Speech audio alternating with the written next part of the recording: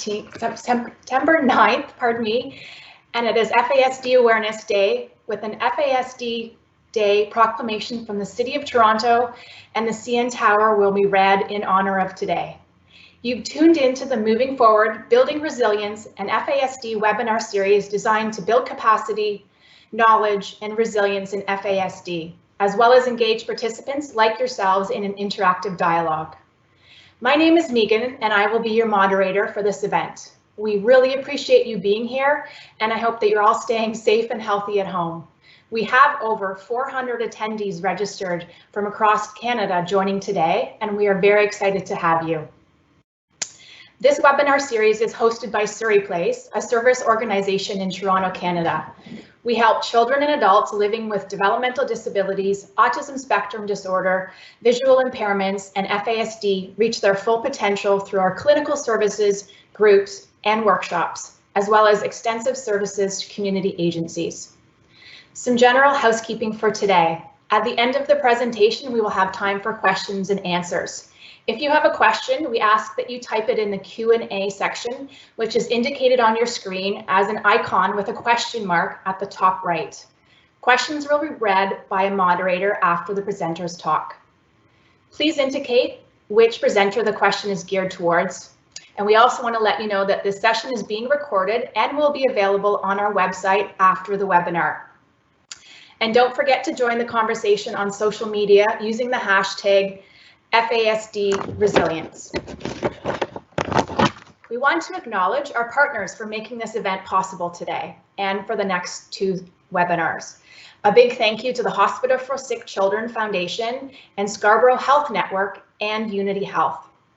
Today is day one of our webinar series, and we are discussing epidemiology and diagnosis. Joining us on our panel today are Dr. Valerie Temple and Dr. Jocelynn Cook. Speaking first is Dr. Valerie Temple. Dr. Temple is a clinical psychologist and professional practice leader at Surrey Place. Dr. Temple has worked in the field of disabilities for over 20 years and published research papers and book chapters on the assessment, diagnosis, and treatment of FASD, as well as a variety of other developmental disabilities. Dr. Temple will provide an overview of current diagnostic criteria for FASD and review some of the clinical signs and symptoms of the disorder. She will also present results from a new research project that describes how receiving an FASD diagnosis can improve lives through better understanding and increased access to supports and services. I'd like to introduce you to Dr. Valerie Temple. Good morning. Thank you for joining us today. We're very pleased to talk to you today about FASD, diagnosis, and epidemiology. I'm going to be talking primarily about diagnosis, but before I do that, I'm going to give you a kind of a brief overview of FASD. I'm going to talk about what it looks like, how often it happens, why it occurs, and tell you a little bit about the background. After that, I'm going to talk about the diagnostic method, how we do diagnosis, and about the Canadian guidelines for diagnosis. Then I'm going to talk about two new research studies in the area of diagnosis and talk about the implications of that research for supporting individuals with FASD.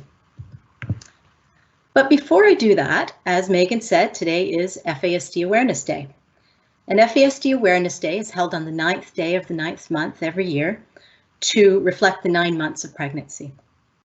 And FASD Awareness Day is all about prevention. It's a time to talk about the dangers of consuming alcohol in pregnancy. And this year, FASD Awareness Day is like no other with COVID. Everything has changed in our lives. So many different upheavals and new things for everyone. And as I prepared for this talk, I started to wonder about COVID and alcohol consumption and FASD. And I wondered if alcohol consumption in Canada had changed since the beginning of the pandemic. Specifically, had COVID influenced women's alcohol consumption? And if that was so, what would that mean for the health of pregnant women?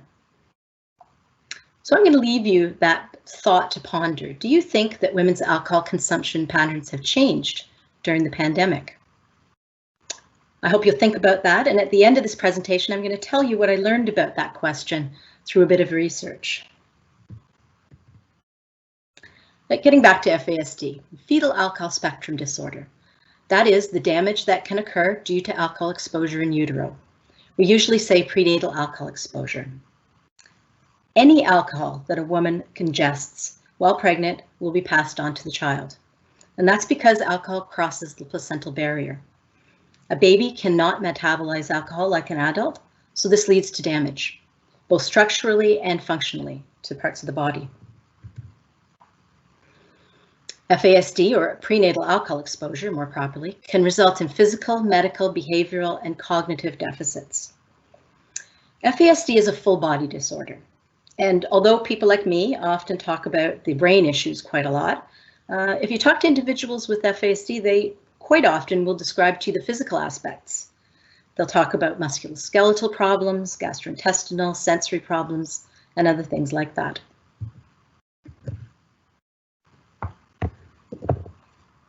What does FASD look like? Well, for a long time, people in the field have been trying to establish a profile of FASD. And by that I mean a set of symptoms that's indicative of prenatal alcohol exposure. And that would be ideal if we could. It'd be very helpful because it's sometimes difficult to establish prenatal alcohol exposure. And it would be great if there was a single set of symptoms that indicated that a person had been exposed to alcohol. Unfortunately, that is not the case because the symptoms and presentation of FASD vary a great deal. And they depend on things like the amount of alcohol a woman consumed, when and how it was consumed, and all sorts of pre-existing genetic and environmental factors across the lifespan. So for example, if a woman drank only during the beginning of her pregnancy, she might have a different outcome if she drank through the whole pregnancy. If she drank in binges or large amounts at a time, that could be quite different than kind of steady drinking. And then there's also other exposures. We know that tobacco, along with alcohol, has a kind of a synergistic effect, meaning that it's multiplicative. It makes it worse. How often do we see FASD? What's the prevalence? Well, we have a new population-based prevalence study that gave us an estimate of 2 to 3% for FASD in Canada. And that was done by Dr. Lana Popova of the Centre for Addiction and Mental Health. And we know this is a really good prevalence study because it was done by something called active case ascertainment. And that means Dr. Popova didn't sit in her office and wait for people to show up and say, hey, I think I have FASD. She went out into the community and tested as many children as she could to find out. And we know that's important because there can be a stigma attached to FASD, and people don't always want to come forward and talk about it. But as an aside, if I was doing this presentation 5 years ago, I would have said we estimated the prevalence of FASD at about 1%. So it goes to show you about how accurate our estimates are when we don't base them on data. And it was a vast underestimate. And 2 to 3% makes FASD one of the most common, or the most common, developmental disability in Canada. So how do we diagnose FASD? Well, we have brand new diagnostic guidelines in Canada, authored by none other but our Dr. Jocelynn Cook, who you'll be hearing from in a few minutes. Now, this is a new diagnostic guideline that came out in 2016, but there was an earlier one in 2005, both Canadian guidelines, and they looked at issues around our population specifically. But between 2005 and 2016, a lot of things had changed in the area of research, and our knowledge had gotten substantially better, and it was important to incorporate that new information into practice and diagnostic guidelines. So they were updated in 2016, and the new guidelines are for diagnosing people across the lifespan. So they give information about diagnosing infants, children, and adults. So the diagnostic guidelines, the Canadian diagnostic guidelines, have 3 kind of broad steps to doing a diagnosis. There's more steps, but I'm just making it a little bit simplified for the conversation. The first step is to review history and look at exposures, talk to family members, get history, psychosocial history, medical history, academic history, all sorts of information, and interview family members if possible, get medical history and hospitalizations. So it's a gathering of information and investigation So we investigate prenatal alcohol exposure at that point, as well as any other exposures or issues around the pregnancy. That's usually done by a social worker or a nurse or a service coordinator. The second step is the medical exam. That's usually done by a pediatrician or a nurse or a medical doctor. And this is when we look at disorders that may also be present. And we complete a series of medical tests and measurements. Sometimes there are genetic assessments done in this portion. Sometimes there are physicals done. Sometimes there are tests ordered. But always there is a series of physical measurements made that include height, weight, head circumference, and measurement of the 3 facial features that can be present in FASD. And I'll talk more about those 3 facial features in a minute. The next step is the neurodevelopmental assessment. And this is an evaluation that's done through things like psychometric testing and interviews and questionnaires, where we look at a person's individual abilities, their strengths and weaknesses. And this part is usually done by occupational therapists, nurses, sometimes pediatricians and psychologists. So you can see that doing diagnosis is a multidisciplinary activity. It takes nurses, doctors, psychologists, OTs, and the like. So I said I'd talk more about the facial features, and here they are. Here's a kind of an illustration of them. We know that at about 6 to 10% of cases, the person will demonstrate the facial features of FASD. So if 3% of the population has FASD, 6 to 10% of that 3% will have the facial features. So they're pretty rare. We don't see them a lot. But when they are present, they are distinct and they are indicative of prenatal alcohol exposure. So they can be helpful sometimes to help us establish whether it is prenatal alcohol exposure has happened. Now there's a triad of symptoms. You must have all 3, and they must be expressed at a high level of severity to indicate prenatal alcohol exposure. The facial features we're talking about are small eyes, and that's operationalized through a short pupillar fissure length. A flat mid-face, and that's operationalized through a smooth philtrum. The philtrum is those 2 little lines that run underneath your nose down to your lip. And the third feature is a thin upper lip, or a small area of red in the upper lip. Typically, analysis of the face is done by a photograph. We take a photograph and we put it into a computer software program, and that very precisely measures these parameters and compares it to other people of the same age. So once we've confirmed that prenatal alcohol exposure has happened, the final step is a neurodevelopmental assessment. And that looks at 10 different domains of ability that can be impacted by prenatal alcohol exposure. And the 10 areas are shown here: cognition or IQ, motor skills, language development, academic achievement like math and reading, memory, attention, executive functioning, which is a group of kind of higher order abilities that involves things like planning or organizing, affect regulation, which I'm going to talk more about in a minute, that's why it's highlighted there, adaptive behavior, which is things like social skills, self-care, and neuroanatomy or neurophysiology. And that's the structural or functional issues that have happened with the brain. One of the most common, well, one of the ones that we most commonly see, although it's not especially common, is seizures. That would be coded under neurophysiology deficits. So if an individual has deficits, significant deficits in 3 or more of these areas, if prenatal alcohol is judged to be an important factor in their presentation, then the team will get together and talk about it and decide, and they may be given a diagnosis of FASD. So now that I've talked a little bit about diagnosis, I want to talk a little bit about research. And I'll talk to you in the context of research about the domain, the assessment domain of affect regulation. Affect regulation as one of the 10 domains is new to the diagnostic guidelines, and that was put in 2016. So in 2005, it wasn't looked at, it wasn't considered. Affect regulation is the ability to control and regulate and modulate emotional reactions.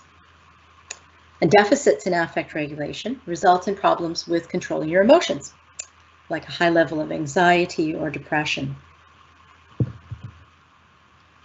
We've known for a very long time that people with FASD experience very high levels of mental health problems. But previously, we've kind of conceptualized these problems as being secondary to prenatal alcohol exposure. And by that, I mean not directly caused by prenatal alcohol exposure, but related to the stress and challenges of having a disability or having FASD.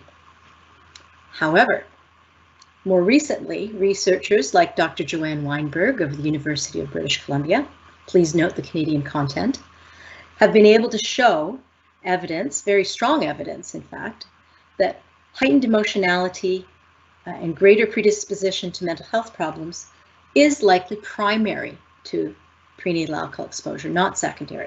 That is, it's likely caused by prenatal alcohol exposure. So Dr. Weinberg and others have used animal models, and that means working with mice, taking the mice and exposing them to alcohol before they're born, and then looking at their function in their brains. And what they've found is that prenatal alcohol exposure results in permanent changes to a part of the body called the HPA axis. HPA stands for hypothalamic pituitary adrenal axis. It's quite a mouthful. But that's the part of the body that's responsible for the physiological response to stress. We kind of informally sometimes refer to it as the fight or flight mechanism. So it's the part of the body that's activated when a threat is perceived. So what happens in prenatal alcohol exposure is that this HPA axis becomes hypersensitized, such that it overreacts to stress. And that means that it activates too easily and too often. And over time, this leads to a vulnerability to excessive emotionality and mental health problems. So based on research like that, we added affect regulation to the diagnostic guidelines for FASD. And I think it was a good addition. I think it was a smart thing to do. So given that it had now been a few years, in 2016, the new guidelines came out, and we've been assessing affect regulation for a while, it seemed like a good time to ask some research questions about it. And one of the questions was, what kind of challenges do people with affect regulation deficits face? So put another way, if you were judged to have affect regulation deficits in your FASD assessment, what kind of mental health challenges are you likely to face? In order to answer that question, we looked at data from across diagnostic clinics for FASD in Canada, and we used the Canadian National Database. Dr. Cook's going to be telling you a lot more about that in a few minutes. It's a very exciting study. And these are some of the results from the Canadian National Database. There's other research projects ongoing as well, but this is just one of them. So we looked at the likelihood that different mental health problems would be present if a person had affect regulation deficits. And statistically, that's done with something called an odds ratio. An odds ratio expresses the likelihood that if you have affect regulation deficits, the likelihood that you're also likely to have these other psychiatric diagnoses. So looking at the first one here that's circled, I've circled the important ones here. Conduct disorder. So conduct disorder, for those who don't know, is a psychiatric disorder that involves difficulties with behaviorally acting out. So problems like fighting with other people physically or destroying property. If you have affect regulation deficits, as judged in your FASD assessment, you are 4.8 times more likely to also have a conduct disorder. Attachment disorder, that's a psychiatric disorder that involves difficulties with developing healthy emotional relationships with important people in your life. And we found that you were 4.9 times more likely to have an attachment disorder in the presence of affect regulation deficits. 7.4 times more likely to have post-traumatic stress, and over 9 times more likely to have a prior suicide attempt if you had affect regulation deficits. So I think this data shows us that affect regulation is associated with some very significant mental health outcomes. And knowing about these associations and outcomes can be helpful. because we're flagging affect regulation now in the diagnostic process, and we're looking for ways to remediate and treat it.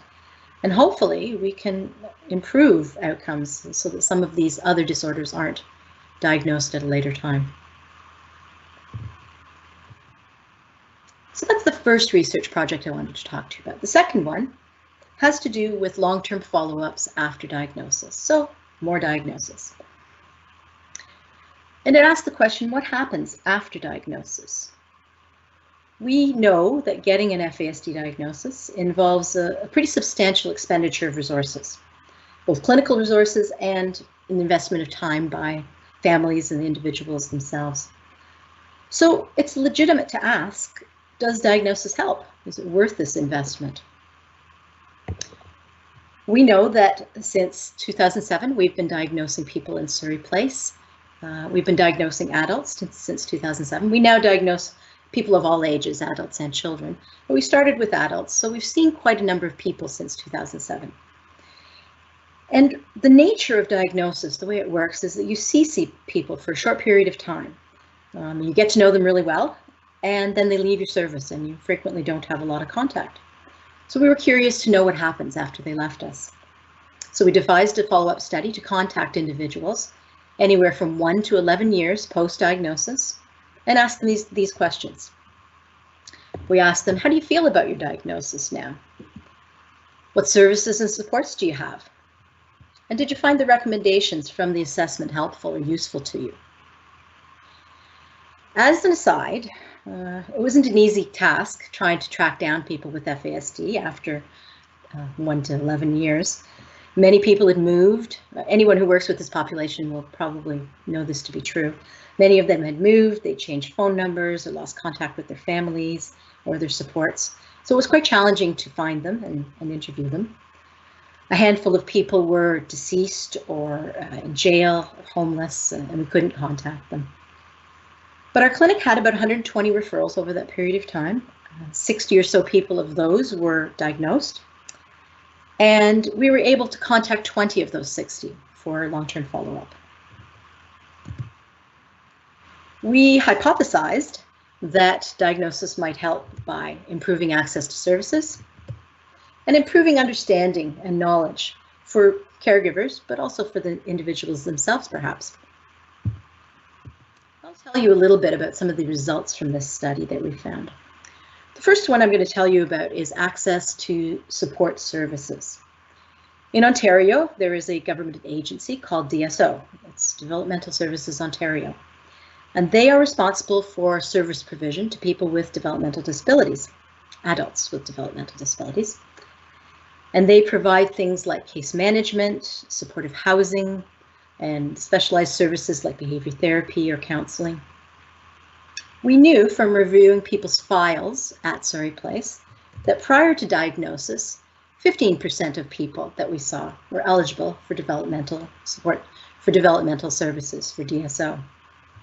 Following diagnosis at follow-up, 85% of individuals were eligible for Developmental Services Ontario. So that's a big win. It's a lot of people getting a lot more supports than they were before. Another important aspect of support for individuals, adults, is financial. And in Ontario, we have something called ODSP. It is a permanent disability income given to people who have a permanent disability and have difficulty supporting themselves. It's a stable source of income, and we all know how important a stable source of income is, especially for people who have problems with employment. Before diagnosis, we knew that 10% of individuals were receiving ODSP. After diagnosis, 90% received disability income. So again, we thought this was a big win. Everyone knows from their intro to psychology about Maslow's hierarchy of needs. You need to have the material things. You need to have money to be able to support yourself first before you can move on to having a good life and self-actualizing. So this is an important piece of support. Finally, recommendations. Anyone who does diagnostic work knows that one of the important outcomes of doing it is a report, where you generate a report, and that report has recommendations. In the case of Surrey Place, there are recommendations from the whole team, service coordinators, behavior therapists, speech pathologists, psychologists, and nurses, all put in suggestions for improving on support, dealing with weaknesses, and helping to capitalize on strength. But these are individualized, and they can sometimes take a lot of work to put together. So we wondered if they were helpful. When we talked to people, we found that 100% of them had enacted at least one recommendation from their FASD assessment, and 75% had enacted 2 or more. Well, that was a nice thing to know too. The final question we asked was, how do you feel about your diagnosis? And this is adults, so they have some ability to talk about and reflect on their thoughts. And we thought that people might have a better understanding of themselves afterwards. We hoped that as well, and that people around them would. We found that 75% of people said that getting a diagnosis was beneficial and helpful to them. Another 25% either said they didn't think about it, it wasn't important to them. But most people said it was useful. Here's a quote from one individual we talked to. He said, "It made me feel good that I actually know." Another person said, "I was very excited because everything made sense for once. I got a better idea of who I am." And another one said, "People were different with me in a way that's for my needs." So recognizing that it was helpful to them to have people around them understand. One thing we didn't expect was a theme that people talked about a lot, was being relieved at getting their diagnosis.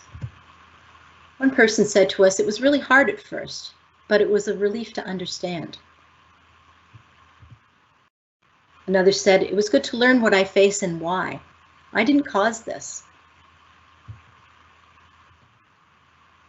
And another person said, "I'm not crazy or stupid for what I did. This helped me to move forward and have a better life." I think sometimes as clinicians, we don't appreciate how much guilt people with disabilities might carry around with them. By the time they're adults, they have experienced likely many different challenges and perhaps failures perhaps at school or in relationships and jobs. And these can lead to questioning themselves and wondering if it's their own fault, if they're doing something wrong. So having a name for what you're going through, knowing that there's other people that have the same problems as you, it's not just you, this can lead to, I think, really helping and relieving some of the guilt and helping to externalize it rather than internalize it. So to summarize, to kind of sum up what we talked about, the first study I talked about was about affect regulation deficits. And we talked about how identifying risk for possible mental health problems associated with affect regulation could be very important because it could lead to interventions and supports for the individual. Something I didn't talk about, but I think is important, and I've noticed this in my own clinical work, is that knowing that affect regulation deficits are inherent or physiological really helps caregivers to understand that this is not intentional behavior. Help them to understand that this is not acting out, this is not somebody willfully acting emotional or being emotional. And understanding that it's physiological helps you to go in the right direction too, in controlling it and understanding it. The second study was about the benefits of diagnosis, and we found out that it allows access to more services. I think we knew that. We certainly suspected that diagnosis allows access to services, but it's really nice to have numbers to back up the way we feel. I think when we advocate for diagnosis and advocate for more services, it's important that we have numbers and data to back up what we think and feel. We found that getting a diagnosis helps improve self-understanding and the understanding of others, and that assessments can come with recommendations that can be useful and practical for people. So to wrap up, I want to go back to that question I gave you at the beginning about alcohol consumption and COVID and women. When I did a little bit of digging, I found out that the Canadian Centre on Substance Use and Addiction had commissioned a poll by a company called Nanos, and they had been tracking alcohol consumption of people during COVID in Canada specifically. And they released their results in August of 2020. And what they found was that 20% of Canadians are currently drinking daily and drinking more than they did before COVID. They found that 11% of women were reported drinking 4 or more alcoholic drinks per day. Now, as an aside, a binge is defined as 4 or more alcoholic drinks a day for a woman. And we know from much research that binge drinking is one of the most dangerous patterns of drinking for pregnancy. And if you add that together with the fact that we know from the Society of Obstetricians and Gynecologists of Canada that up to 50% of pregnancies are unplanned. If you put all this together, it means that there could be a significant portion of women out there who are exposing children to dangerously high levels of alcohol before they even know they're pregnant. So it's important for us to have that conversation, especially on FASD Awareness Day.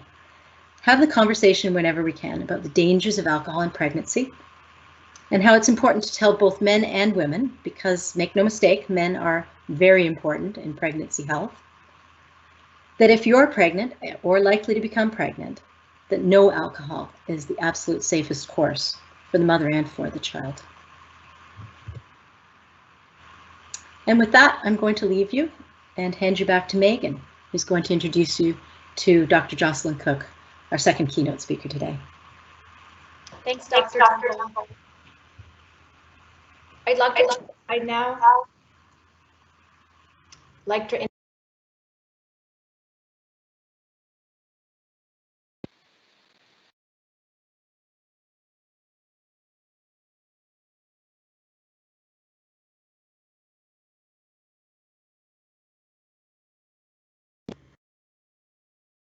I'd now like to introduce you to Dr. Jocelynn Cook. I apologize for the delay.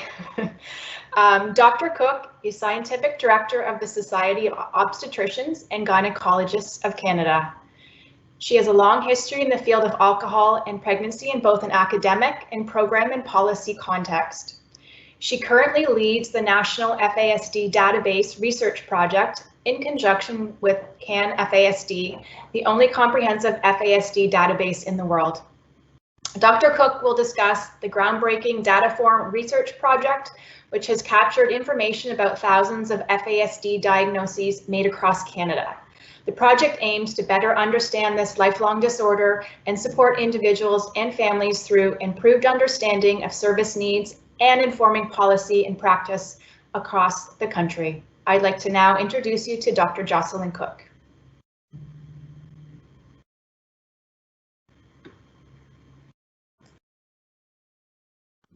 First problem, unmute. Thanks everybody. Can you hear me? Megan? Yeah? Wow. Okay.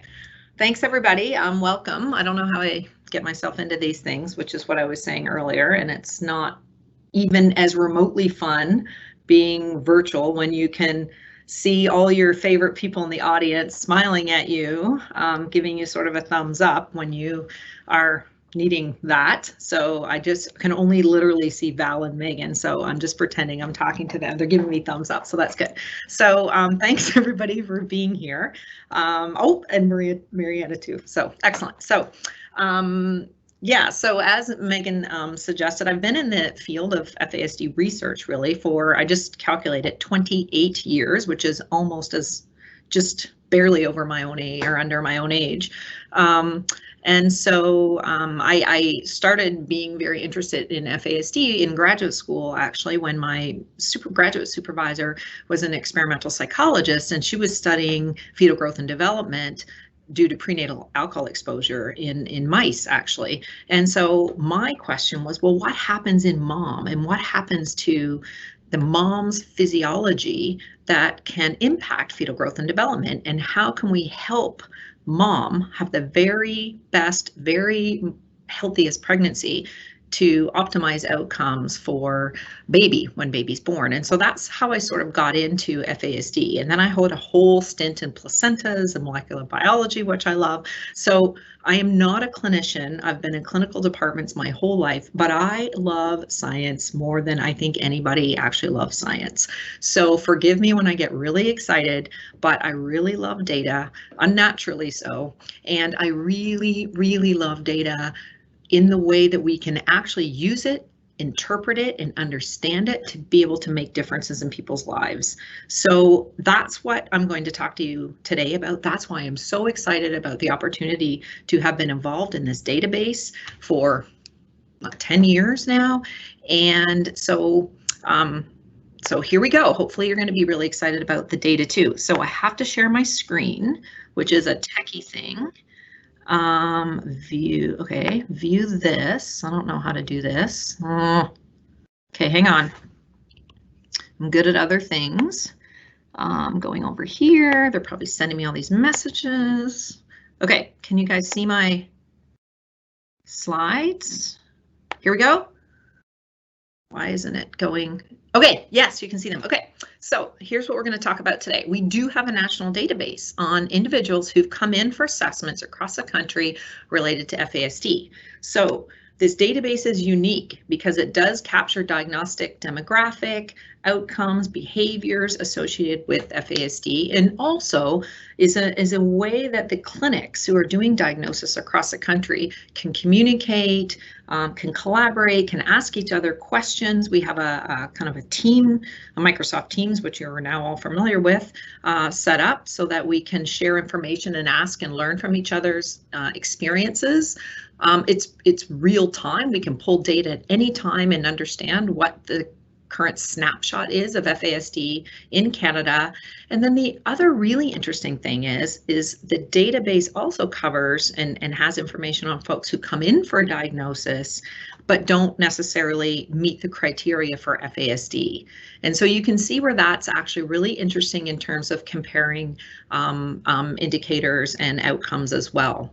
So what does our database look like? It captures type of diagnosis, physical and mental health comorbidities, recommendations, as Valerie suggested, for interventions, specifics of assessments, demographics, other physical and mental health comorbidity. Oh, I said that. And so it's really quite unique in the world from that perspective. It's more a clinical database than a true research database because of the limitations around those research databases, but we wanted to develop it so that it was really actually helpful to clinicians, to families, to individuals, as well as the research community. And it really helps us understand FASD in the Canadian context. We're not like the Americans, shockingly. We're not like the Europeans. We have our own context. We have our own system of health and service delivery. We have our own demographics and our own population. And it's really important to understand that in the Canadian context. And so why do we really care about this data other than the fact that we really love data? We use it. We use it to inform best practices and policies, to address gaps in service delivery. We really can use the data to understand information and trends and evidence about what the Canadian population looks like with FASD or prenatal exposure. And then we also provide a database that we can ask research questions.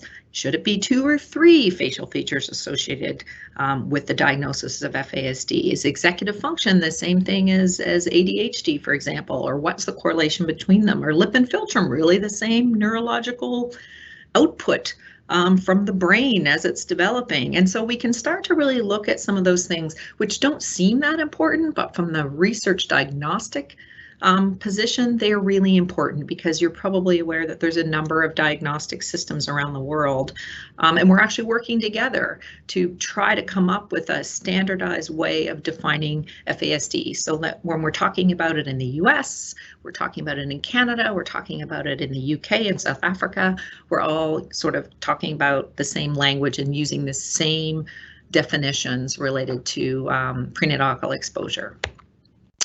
So what's the history? In 2010, this thing's been around for 10 years. It was the brainchild of Sterling Claren, who many of you know, who was just wondering, can we all actually start to collect the same data across the country? Wouldn't that be fascinating if we could start to have some of the same information and compare it or put it together in what we call an aggregate form so that we can understand sort of the Canadian situation? And so we did, and I was involved because I just basically did what Sterling told me to do at that point. Now, just for the record, he does what I tell him to do. But we went around the country, met with every diagnostic center who wanted to meet with us and work together to develop these child and adult data forms. And you can see on the bottom, there's a little bit of a, you can see like a scan code. Folks used to fill it in for every individual and scan it into the computer, and 10 years ago we weren't as techy, and so we did publish a couple of papers on this, and we did realize that we could collect the same data. We had about 287 files in there, and then and so we were excited. We said, okay, we can do this. Now what? Now what we should do is sort of make it more efficient and more useful. Let's look at every single question we ask and make sure that it's meaningful. And we had a lot of discussions and a lot of deliberations about every single question on that on our new revised updated data form. We didn't want it to make it cumbersome for folks who are entering the data, and we wanted to make sure that it was meaningful and helpful. Then also we have the new diagnostic guidelines, which for the record about killed me, basically herding cats with a lot of opinions, but we did come up with the new diagnostic guidelines in 2016, and so we updated those. And then we onlineicized our data form into a REDCap, very secure database, large national database that's anonymous. We don't have any individual identifying information in it. Everything's gone through ethics. It's all properly secured and got more and more clinics participating. And then we also received quite a bit of support for this through NeuroDevNet, which has morphed into Kids Brain Health, the Public Health Agency Canada, and of course the Canada FASD Research Network. And so you can see sort of down in the right corner what the data form looks like when it comes up onto the online screen. And we've also been working closely with other countries and clinics who use diagnosis that's similar to ours, or who are at least interested in collecting some of the same information so that we can compare populations. They're not in our database, but we do share the data form with them. So what's the deal now?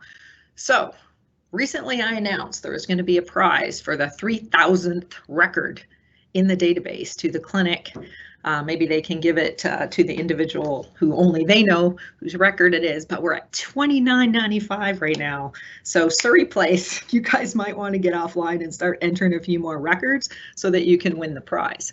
Of the database, I'm going to talk to you a little bit actually about the data. Sorry, I've had like 4 espressos because I was so stressed out about this. 90% correspond to initial FASD assessment. 1,453 were diagnosed with FASD of those 2,995 records. 9% had all 3 sentinel facial features. So when Valerie talked about lip philtrum and epicanthal palpebral fissulates and suggested that less than 10% of the individuals tend to have those facial features, which are pretty defining physically, our data show it's 9% in the population that we have. 91% of the individuals in our whole database had confirmed prenatal alkyl exposure, and 96% of those with FASD had confirmed prenatal alkyl exposure. 29 clinics are participating right now from 7 provinces and territories who are entering data. And we have a very collaborative relationship with those clinics. We couldn't do this without them. And so we provide them clinic reports, individual clinic reports, we provide them an annual report, we provide them data when they need it to be analyzed for their own projects, and newsletters and things like that. And like I said, we have an interactive Microsoft Teams for all the participating clinics to chat together. We share papers of the week and things like that. So it's a great community, and I think we're doing our very best to support the members of our research community who are participating and entering data. So here's what the data look like. Let's talk about data. It's pretty exciting. So here's what the diagnoses look like within our database. 53% have a diagnosis of FASD without sentinel facial features. 9% have the 3 facial features as we suggested, so they get the with sentinel facial features. 27% are at risk, so that's the designation I think that Valerie talked about, where they don't quite meet the criteria, but we don't want them to get lost in the system. When I say we, I mean the clinicians. And 11% of the database did not reach criteria for a diagnosis of FASD. So I'm going to compare some of these groups and show you how they differ in some of the measures as we go through the database. You can see the proportion of records that have been entered. We did see a big increase during COVID, not that a lot of diagnoses necessarily were happening, but that folks were getting to their administrative work, and so they were pretty excited to put more data in. And we also have a pretty good sample of individuals in all groups, in all diagnostic categories across the ages, because you can imagine how important it is to understand what's happening across those different age groups, because individuals with FASD or with prenatal alcohol exposure may not look the same when you lump them across age groups. And we're finding that makes a lot of sense intuitively, and it makes a lot of sense when you look at the data. So what do the data really tell us? Well, this is a really complex population. We get a lot of referrals from social services, from families. Those with FASD tended to have been referred more often and for more reasons than those who didn't have FASD, mostly for behavioral issues, learning issues, and because of known exposure. We do know that the population, and I'll show you this data, had other prenatal exposures other than alcohol. Only 57% were only reported to be exposed to alcohol and not other substances during pregnancy. Individuals who met the criteria tended to have more impairment, greater prevalence of physical and mental health comorbidities, and more adverse outcomes than those who didn't meet criteria. And we've already talked about the sentinel facial features. This says 15% had all 3. My other slide says 9%, so split the difference. And the presentations follow a logical progression with age. And as Valerie or Dr. Temple suggested, folks are trying to find sort of a phenotype or what individuals sort of behaved, what are the characteristics, how can we define them, and those of course are different with age. So let's talk about other prenatal exposure. So I do have a history in substance use research. I always say I've done a lot of alcohol, a little nicotine, a little cocaine. And so I'm very interested in some of the interactions. Do multiple exposures make individuals more susceptible to the effects of other issues that happen in utero, like nutrition or stress? Do they look differently from the brain development perspective? Do they look differently from a physical health, comorbidities with mental health, adverse outcomes perspective? All of these things. So what is happening, and what is that whole complex environment related to substance use in these individuals?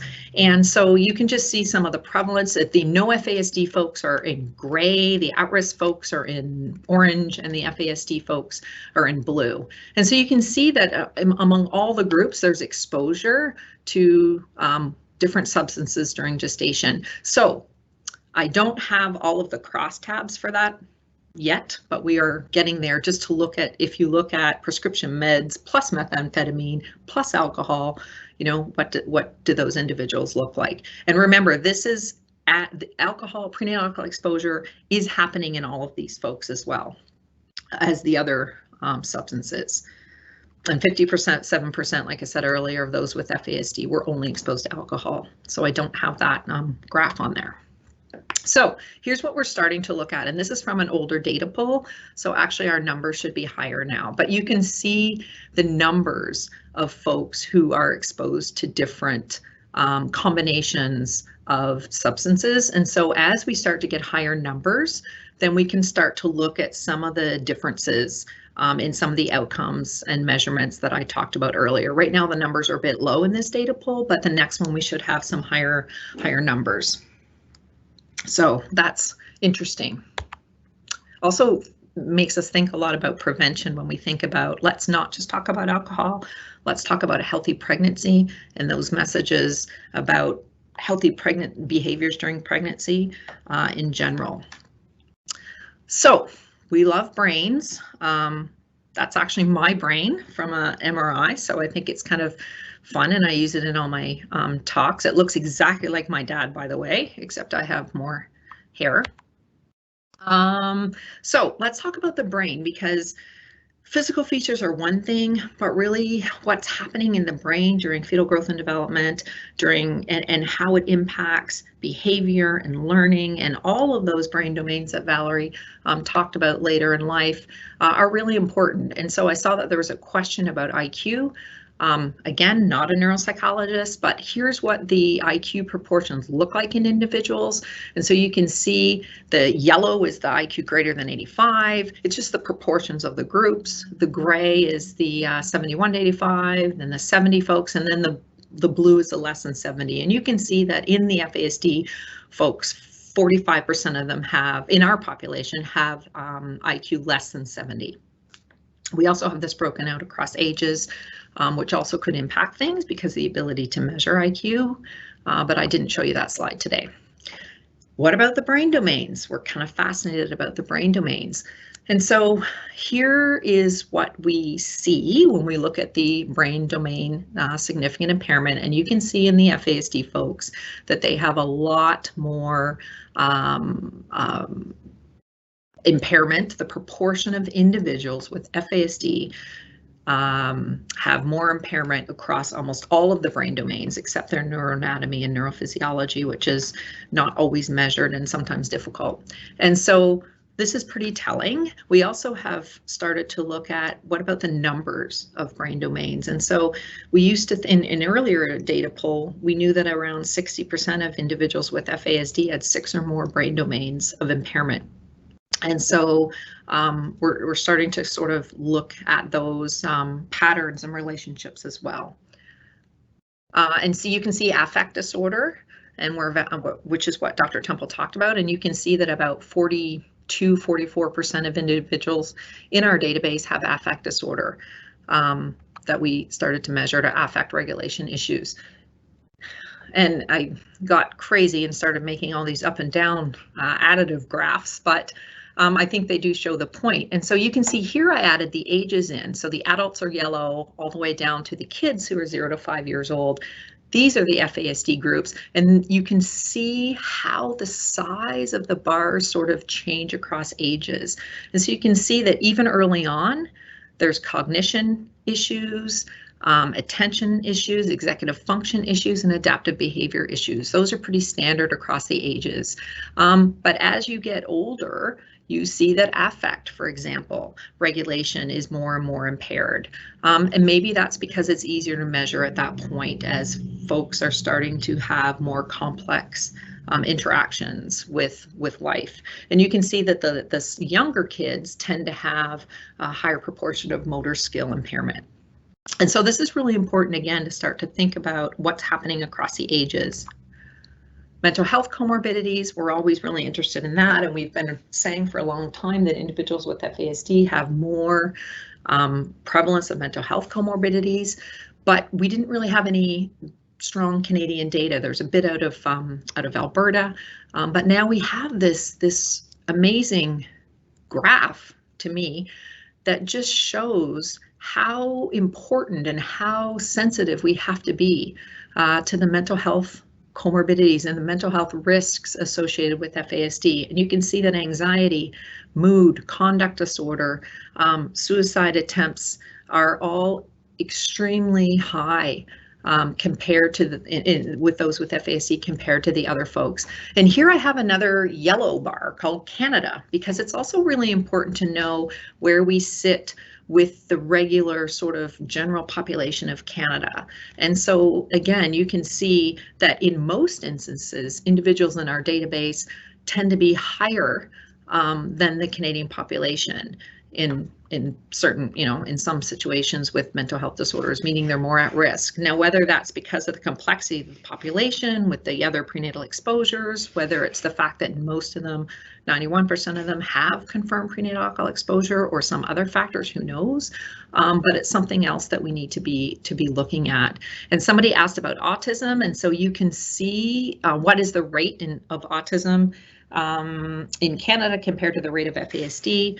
And so you can see the rate of autism, I think, is about 1.5% in Canada, and the rate of FASD is 2 to 3%. Sometimes we actually even measured 4% in some geographic populations, and so it's where the rate of FASD is actually higher than the rate of autism. And Dr. Temple and I are actually working on a short communication, which we need to dust off around the prevalence of autism in the population of individuals with FASD.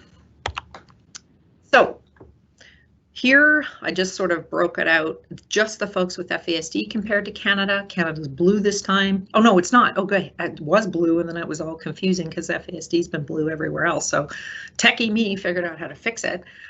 So this is how you can tell, sorry, that FASD is higher than the general population for anxiety, conduct, mood disorder, suicide attempts.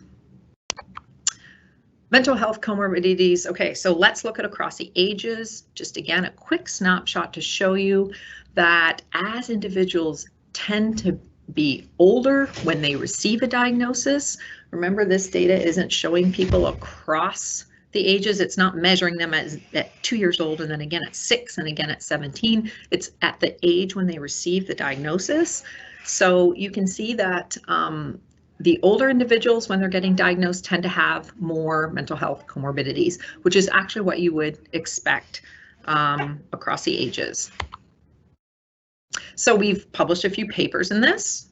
You can see Dr. Temple and Caitlin McLaughlin published a paper looking at some of the brain domain functions, some of the adverse outcome functions across the ages in the population that we have in our database. We have a lot more in the hopper.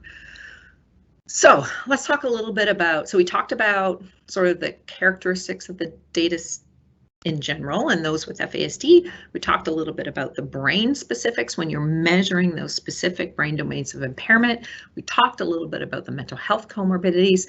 So what does this mean for folks? What else are they experiencing? And Dr. Temple also talked a little bit about this. And so we do ask about all these things in our database. And here again, you can see that the folks with FASD are blue. The other populations are shown, and everybody has some proportion of these issues being experienced in the database, and really the FASD folks just seem to be significantly higher with respect to the mental health comorbidities and also ADHD, and slower processing speed. And we haven't done all of the statistics yet, but you can definitely see that there's a difference between the groups. This is actually new data. Like, I only received it on the weekend, so that's why some of the statistics aren't done, but I thought it was going to be really exciting to show you some hot off the press data. Okay, so we're almost done. This is just, again, looking across the ages, because sometimes things get lost when they're collapsed across their groups.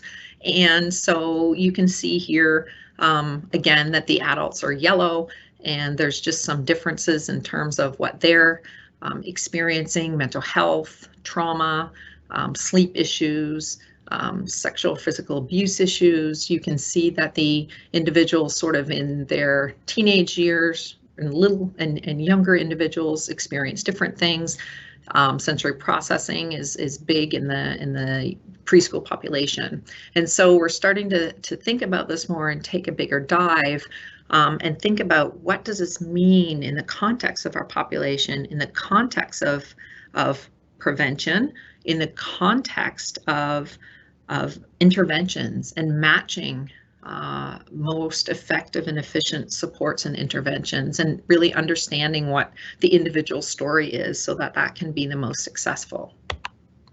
So Dr. Temple also suggested that there were some physical effects of alcohol in prenatal development, and that makes sense because when you think about what's developing, we used to have a mouse model in the lab where we could give alcohol during a specific time in pregnancy on the mouse, and just 1 day of gestation, and the offspring would be born with certain deficits, like we could give it on day 16 of day 19 and there would be limb and kidney deficits.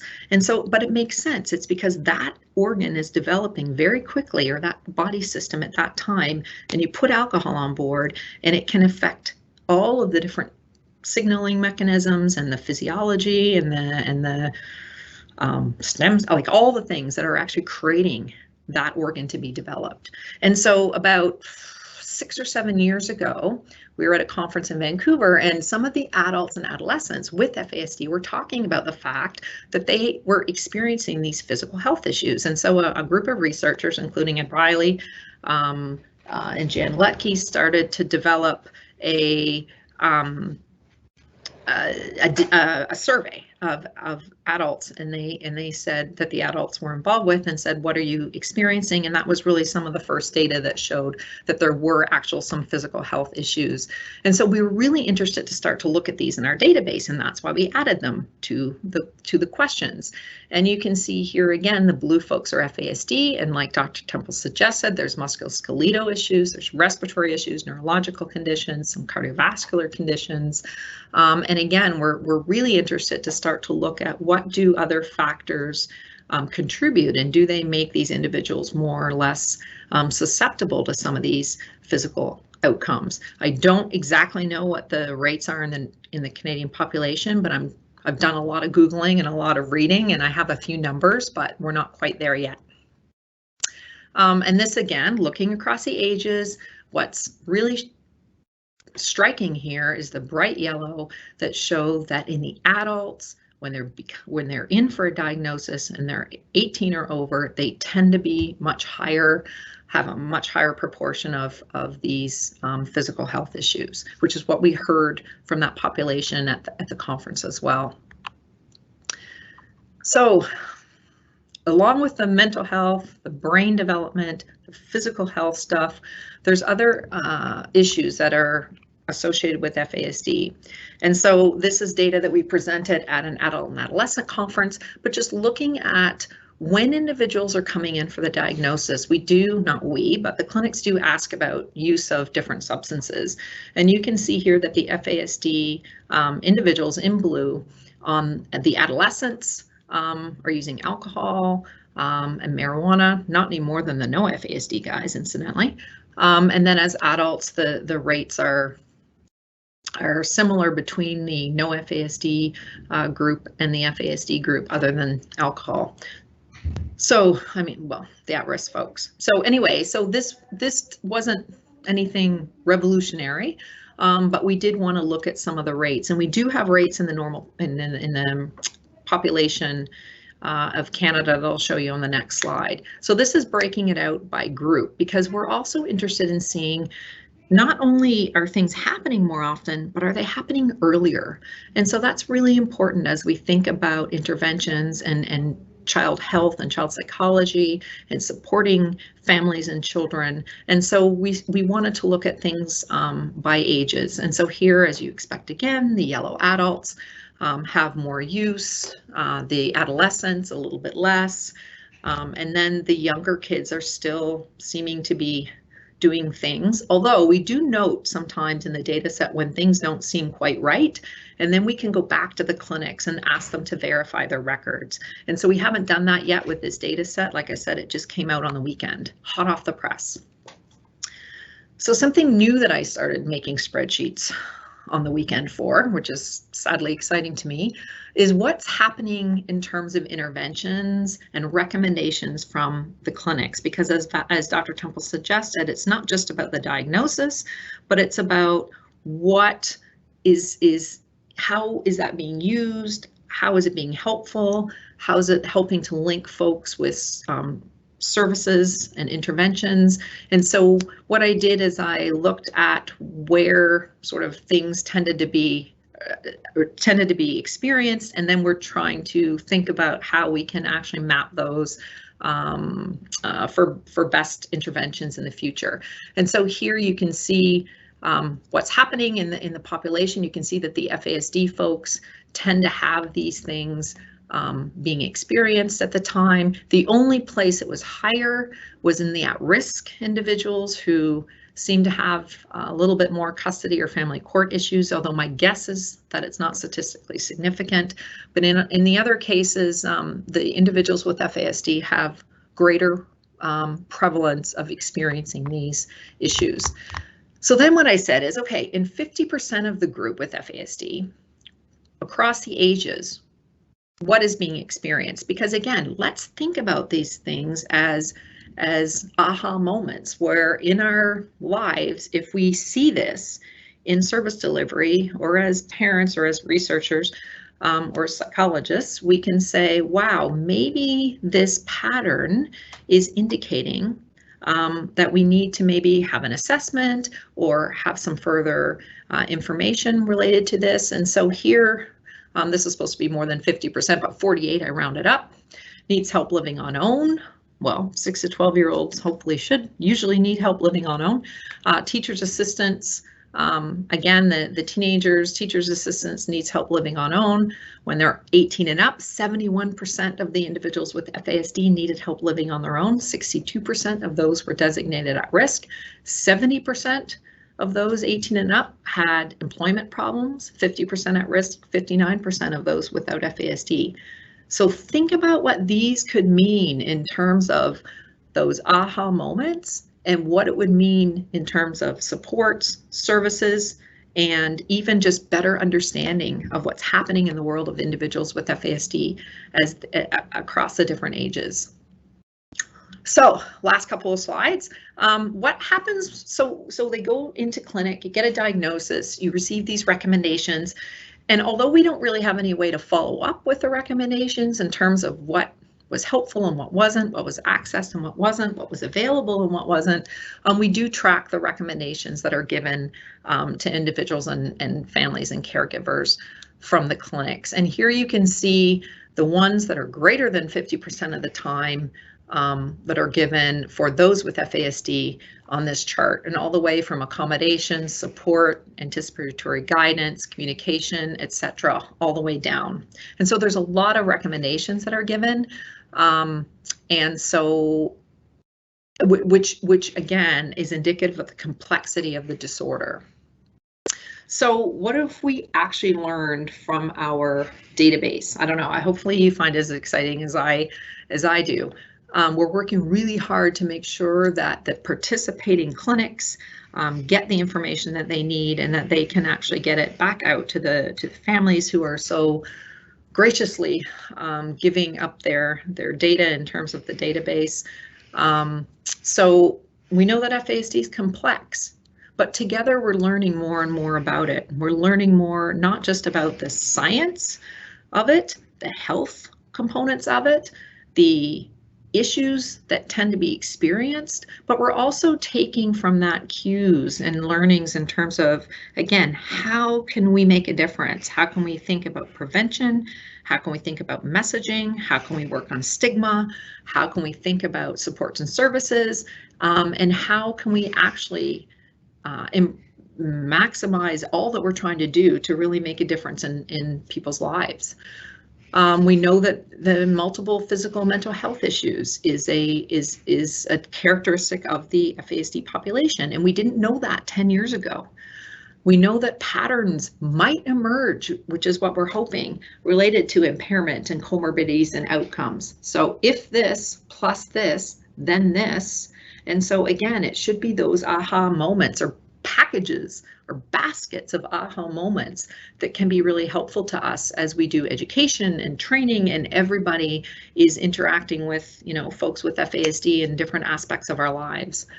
The patterns also might reveal information about resiliency. So what is it about somebody who meets these sort of check boxes where they don't have these adverse outcomes or these struggles? Where are they being successful? So how can we start to turn everything on its head and say, okay, we're learning about what correlates with the difficulties. What correlates with success? And I think that is really going to turn the field on its head. And I think that's really exciting. And we've worked a long time to understand that individuals with FASD have lots and lots of strengths.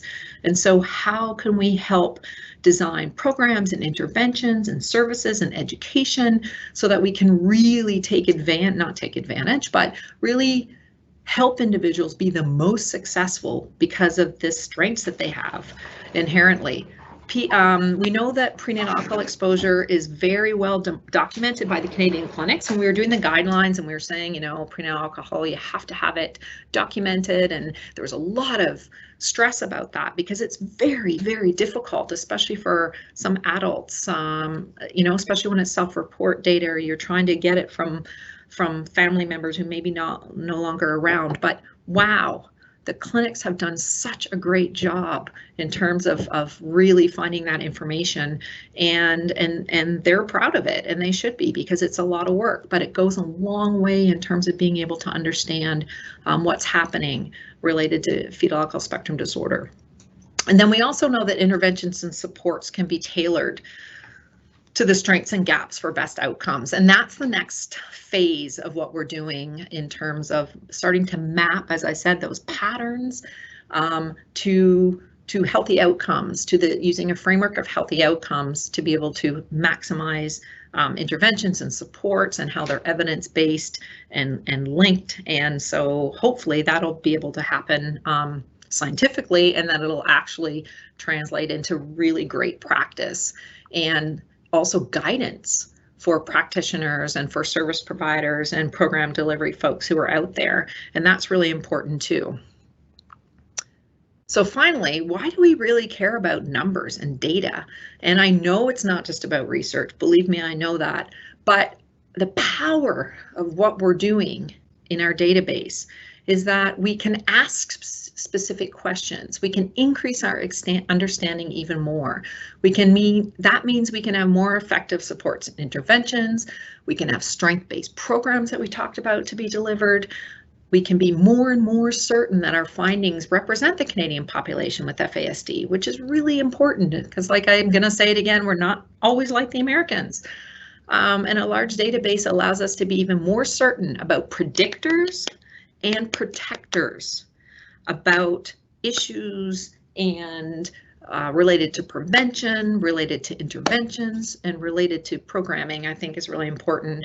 And then obviously solid data is the foundation for strong evidence for policy and practice. And remember when I said that the adults and adolescents were talking about their physical health issues at a conference, they did a study, they got evidence, and now we have that evidence to say, wow, we really do have a population with a huge propensity for mental health issues and with other physical health issues. And this is really important as we work together to plan their pathway through life, what they're going to need in terms of services and supports, and also working with other healthcare providers who may not be aware of the prenatal alcohol exposure pieces, but are now starting to see some of those patterns of comorbidities with physical and mental health.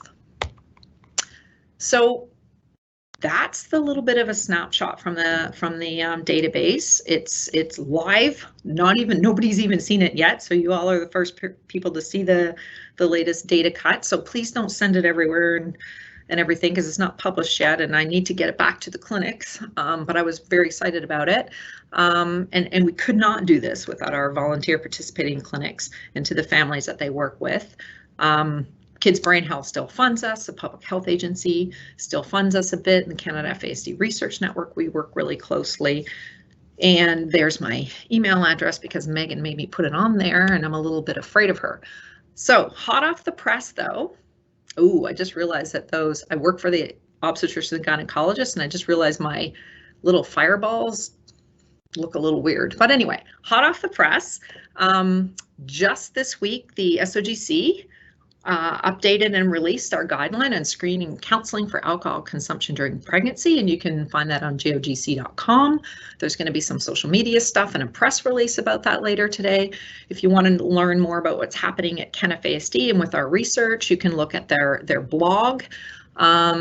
There's also some online learning courses, including the prevention conversation, which is really geared towards service providers, that has a lot of information and tools and supports around FASD and also on alcohol and pregnancy, from prevention all the way through to interventions. And so there's a list of online courses. And then also, as part of our public health agency work at the SOGC, we have an alcohol landing page on our pregnancyinfo.ca website so that the women can learn evidence-based information about alcohol and pregnancy, and so and finding some tools and resources there. So all that to say, thank you everybody for your time, and really hope that you see the power of data and how hard we're working to try to make it meaningful and go beyond science. And so that's why they have the data geeky people like me who are working with the folks who are delivering services, and the clinicians like Dr. Temple and our whole host of other teams. They asked me to look at things, and I do, and then we work together to try to make sure that it's meaningful and interpreted properly and has that clinical lens to it. So thank you very much for your time. And I'm going to stop sharing my screen before they all message me in all caps. Thanks, and Dr. Cook. Done. Right. Thanks, Dr. Cook and Dr. Temple, for sharing your knowledge and data with us. And that was really insightful, and I think we all learned a lot. And I know that there are many follow-up questions, so I'm going to start in the chat box. This is a question for Dr. Temple from Marsha. Is IQ part of the criteria for services such as ODSP? What about people with FASD who have an IQ above 70? What services are they eligible for, and how does a diagnosis impact access to these services?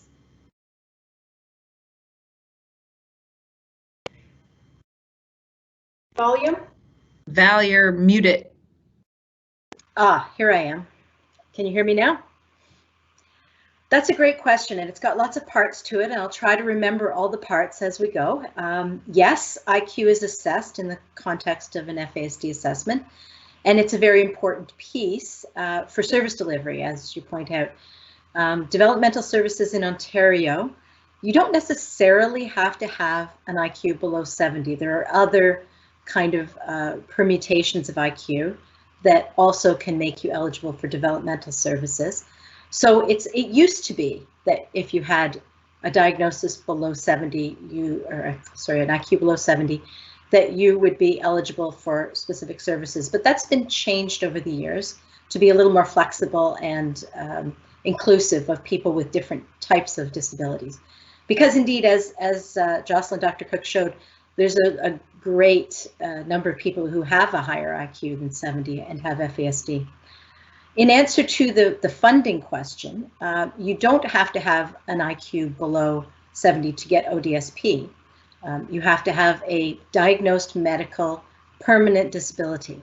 So that's a different criteria. So I don't know if that answers all of your question, but I guess the bottom line would be IQ is not as important as it used to be in terms of getting services. However, it can be important for some aspects. So we do assess it, and but we do look at 9 other areas too that are also really important for function.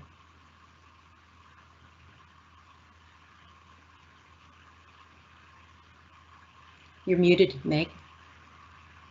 Thanks, Dr. Temple.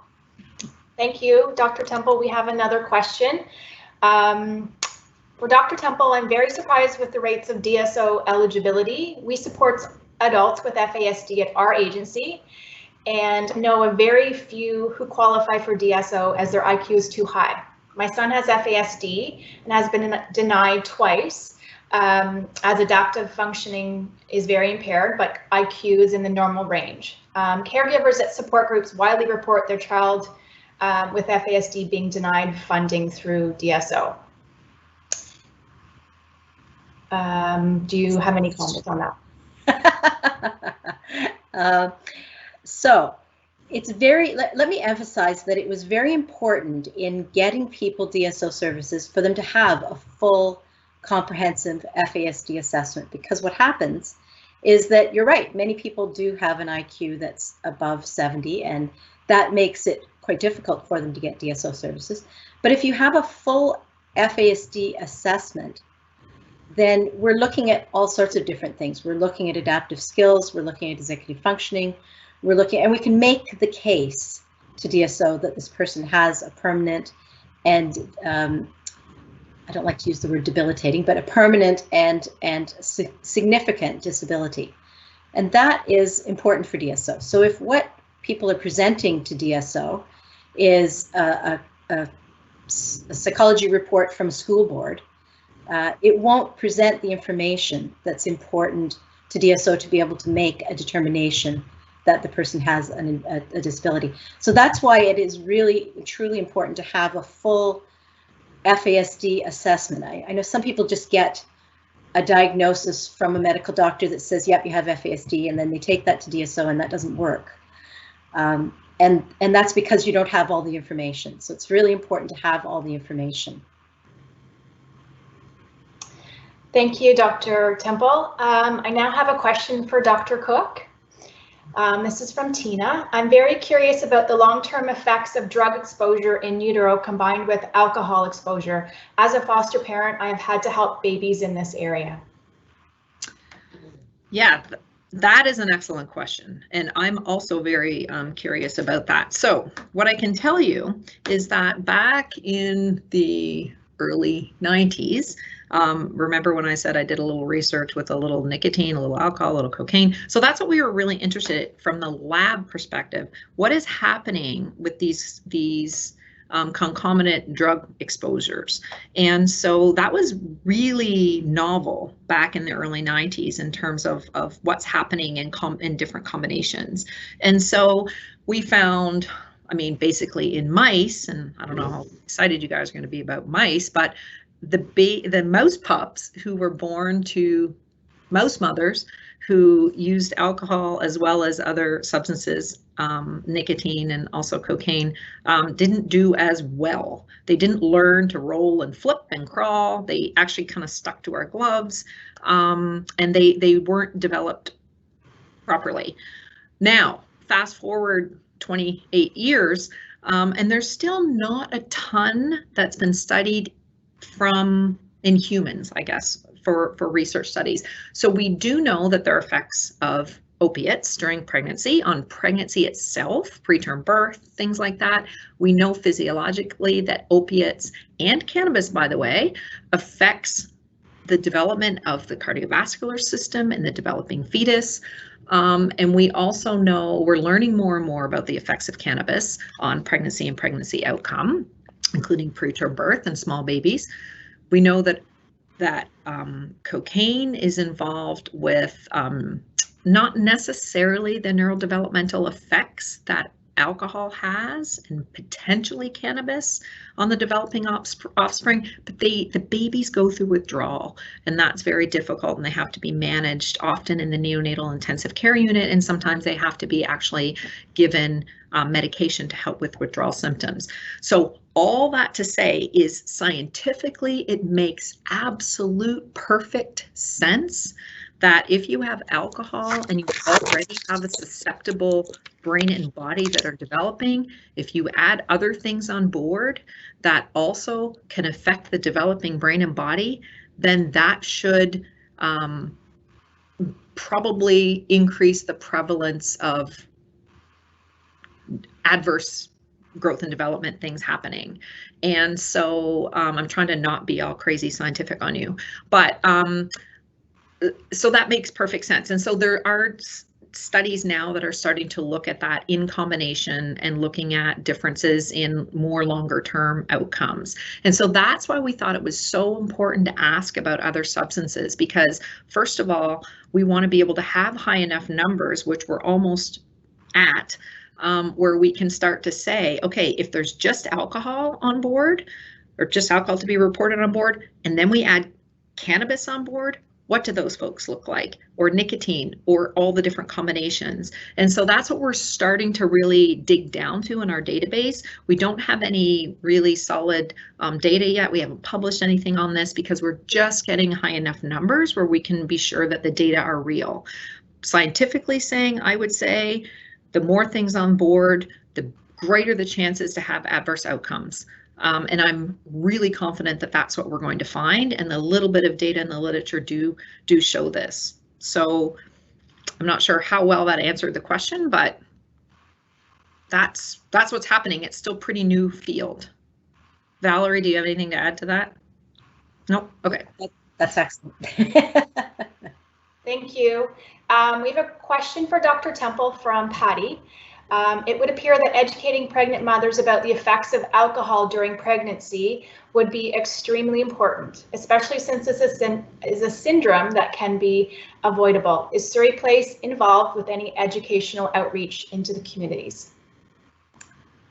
That is an excellent question. Yes, absolutely true. All the things you said about the importance of outreach. We have one of the methods that we work towards that kind of outreach is through seminars like this, and taking part in FASD awareness every year. We have programs at Surrey Place called parenting education programs, and through those we have talked directly to mothers who have young children or are pregnant about the dangers of alcohol. So we've done that type of thing. We've also done education with students. We pretty much every year do education with our interns who come through Surrey Place and talk to them about the importance of prevention, and talk to them about talking to their clients and families that they work with about the importance of prevention. Well, I think Jocelynn might have something to say about that as well. Yes, exactly. So that is part of the reason that we updated the screening and talking to women about alcohol use during pregnancy guideline, because we've known from years of research that sometimes the folks who are in a position to educate women don't exactly know the messages to say, or the reasons to say the messages, the evidence behind them. And so the struggle that we've had, even when we're developing that guideline where we say no alcohol is the best choice and it's safest not to drink alcohol during pregnancy, is that people are stuck on the fact that we can't tell them how much alcohol is harmful. We can't say if you drink this during this time in pregnancy, this much, you're going to be fine. And if you drink, something else, you're not going to be fine, and your baby's not going to be fine. And the reasons for that are very, genetics and maternal fetal interactions. Nobody's the same, blah, blah, blah, but it's really important. And we can't say that. We can't say what's safe. And we also can't say what's harmful. Nobody knows the precise amounts for that. And so we're always having to say the safest option is to not consume any alcohol during pregnancy.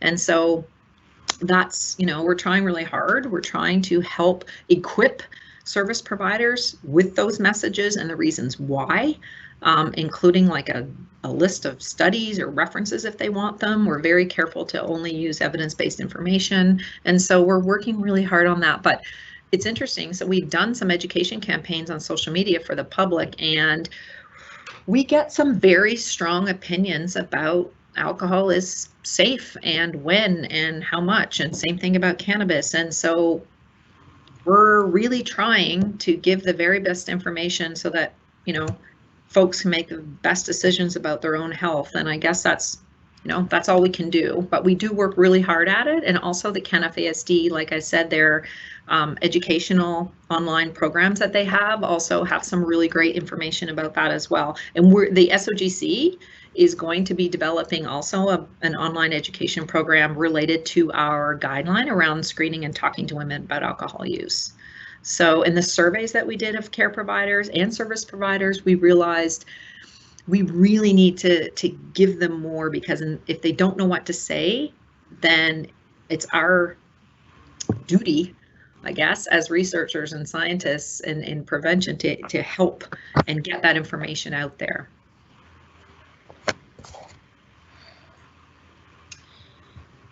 Great. Thank you. I think that needs to wrap up our conversation. And we do apologize if we weren't able to get to your questions today. My email will be posted in the Q&A if there's any follow-up questions. I do know that the presenters did share their emails as well.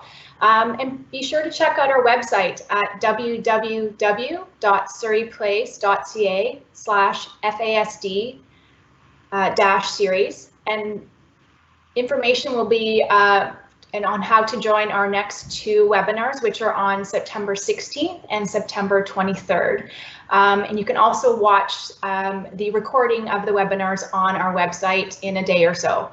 You can also follow us on social media at Surrey Place ON.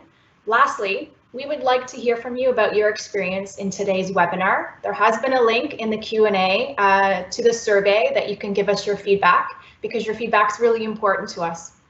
Again, thank you so much for joining us, and let's keep the conversation going, build resilience, and better the lives of individuals with FASD.